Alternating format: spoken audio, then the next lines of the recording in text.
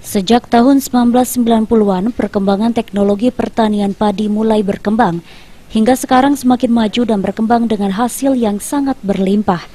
Pemanfaatan lahan rawa dan teknologi pertanian yang semakin maju bisa menghasilkan panen yang melimpah di Sumatera Selatan. Dr. Eko Ananto selaku peneliti pertanian berharap pemerintah setempat harus bisa mempertahankan lahan potensial dan petani untuk tetap menanam padi, jangan berpindah komoditi lain. Dengan pengelolaan lahan yang tepat dan teknologi pertanian yang baik, Sumatera Selatan bisa mewujudkan lumbung pangan. Melihat begitu besar dukungan teknologi dalam pengembangan pasang surut. Oleh karena itu, kami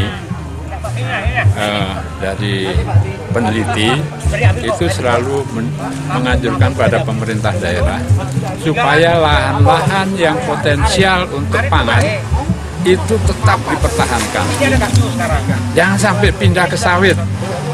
Ya, saya baru dengar tadi katanya beberapa tahun yang lalu Delta Saleh, kemudian Delta Rimo itu sudah pindah ke karet dan sawit. Dengan teknologi pertanian yang baik, petani bisa menghasilkan 6 hingga 7 ton padi dalam 1 hektar lahan.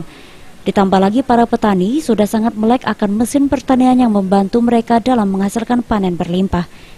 Kondisi ini sangat baik bagi Sumatera Selatan untuk mewujudkan dan membantu ketersediaan pangan di Indonesia.